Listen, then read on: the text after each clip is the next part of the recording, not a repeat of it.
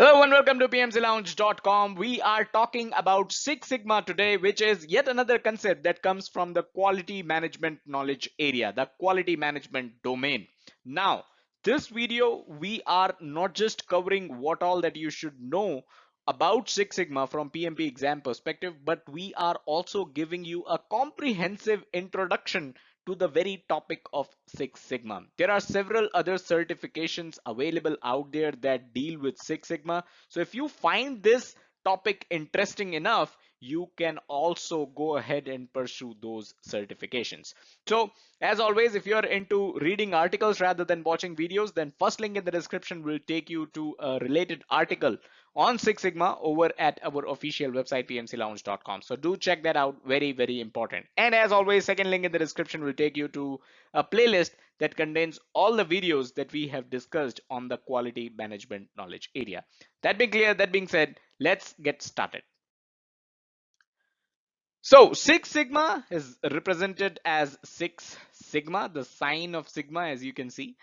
It is yet another important concept that emanate from the quality management knowledge area, like I mentioned earlier, just like Kaizen, PDCA, or Deming cycle, and just in time. We have discussed all these three. Second, third, and actually third, fourth, and fifth links in the description will take you to individual videos on these topics. We have already covered them. So just like these topics, Six Sigma is yet another important concept that comes from quality management. Now, Six Sigma is a set of tools and techniques for process improvement. So it comes down to process improvement. That is exactly what we are trying to achieve with Six Sigma.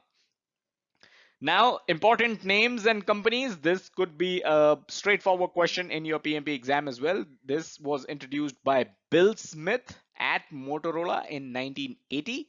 So Kaizen and just in time were Toyota based concepts in a sense that they came from the company Toyota.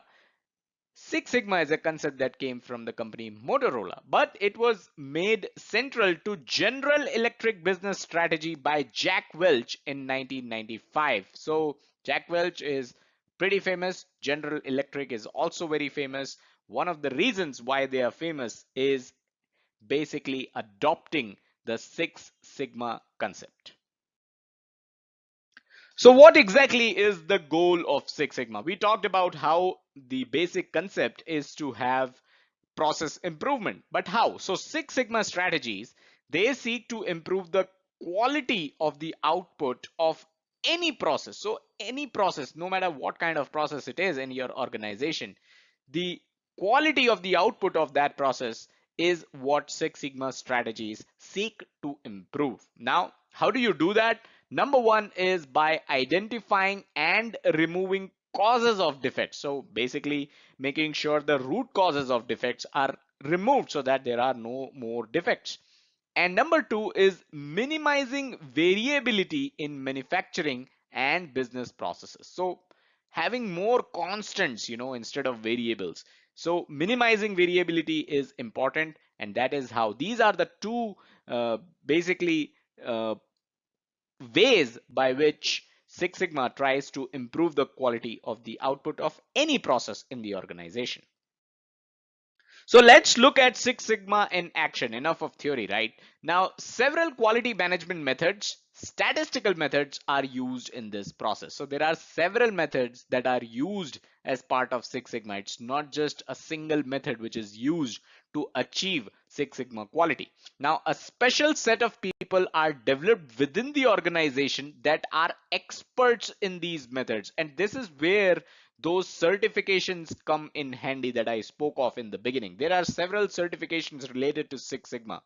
Now, here's an action item for you. Find out if your organization is doing Six Sigma in any of their departments. If they are, and if you are interested in Six Sigma, how about getting yourself a Six Sigma certification and knowing more about Six Sigma and trying to join those departments and work in Six Sigma in real life. So that's something that you can look into if you are interested in Six Sigma, of course.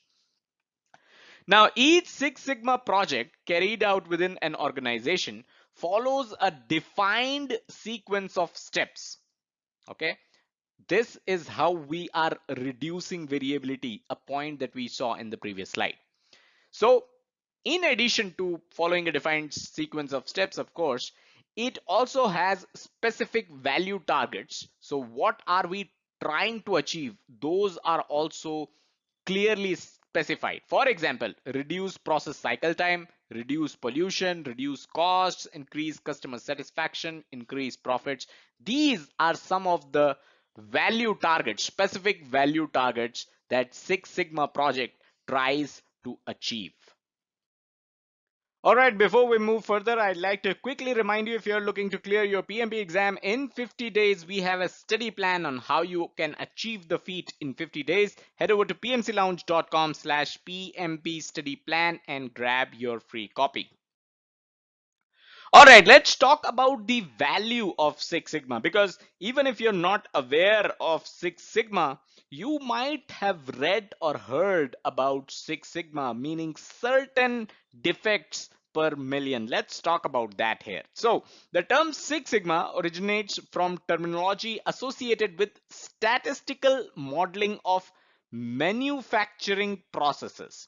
Okay, so the maturity of a manufacturing process can be described by a sigma rating. How mature is this process? It is defined by a sigma rating, indicating its yield or the percentage of defect-free products it creates. So that's how the percentage of defect-free products that your process can create is how mature your process really is. So note that yield here means defect-free products. All right, so let's look at the values now.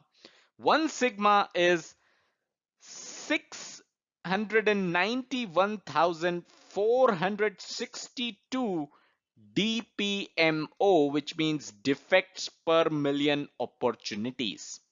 So this means 31% yield. And like I said, yield here means defect free product created by your process.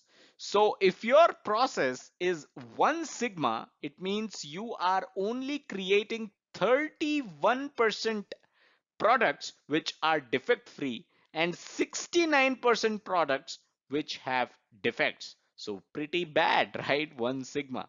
Now 2 sigma means 308,538 defects per million opportunities, which means although your yield or the defect free products that you're creating is much better, 69%, but still you have 31% defect.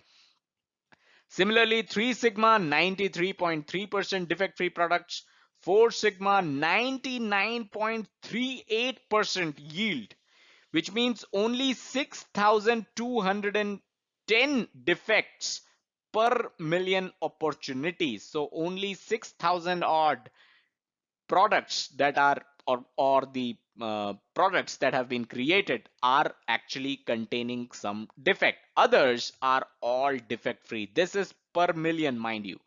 5 sigma is only 233 defects per million, and 6 sigma is 3.4 defects per million. This is fantastic. And just look at the yield percentage or the defect free product percentage. 99.99966% yield, and the probability of defect is 0.00034% defect. So only 3.54 products out of a million products that you are creating can contain a defect. And this is what Motorola set its goal at. Motorola set a goal of 6 sigma for all of its manufacturing. That means the goal that Motorola tried to achieve was 6 sigma. Only 3.4%, 3.4 defects are acceptable out of 1 million products created. All right, the first thing that I tell you on this slide is do not run away. Do not close this video and run away by looking at this seemingly ugly looking graph.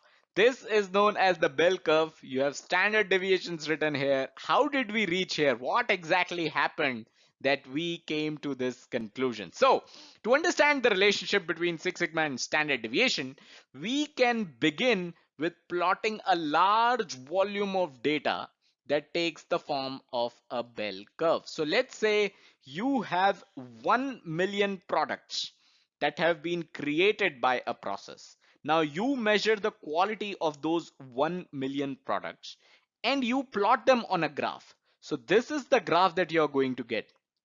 This is known as a bell curve, right? Because you can see it clearly looks like a bell. So this is the graph that you're most likely to get when you plot the quality of those 1 million products that have been created by your process. This is known as normal distribution or the bell curve, as you can see.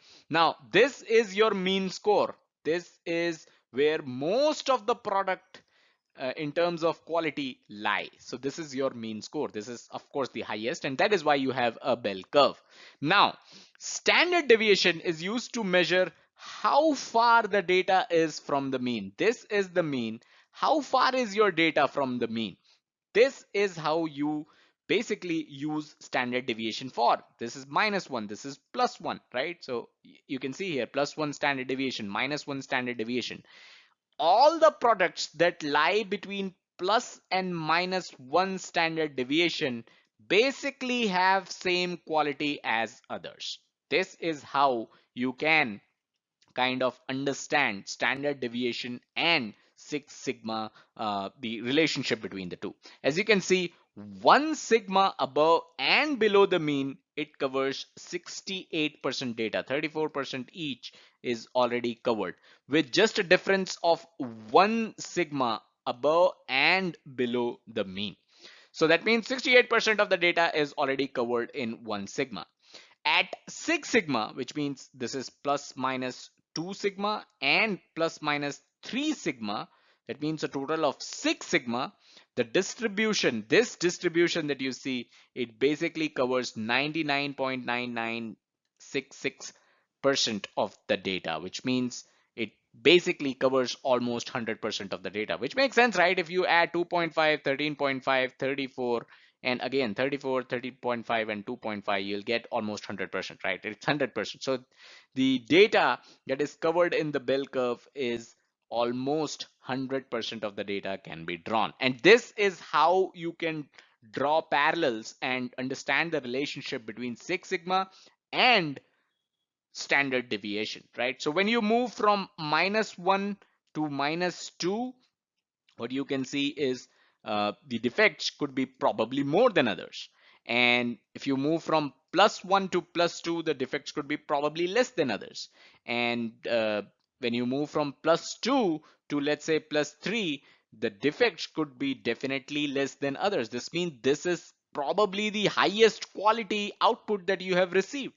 And this is the lowest quality output that you have received. Still, the defects per million is very less. Still, that you have already covered 100% of the data between your highest quality and lowest quality, and that's the beauty of Six Sigma. I hope this was clear. If you're not able to understand, go back and look at this slide again. I'm pretty sure you'll be able to understand this.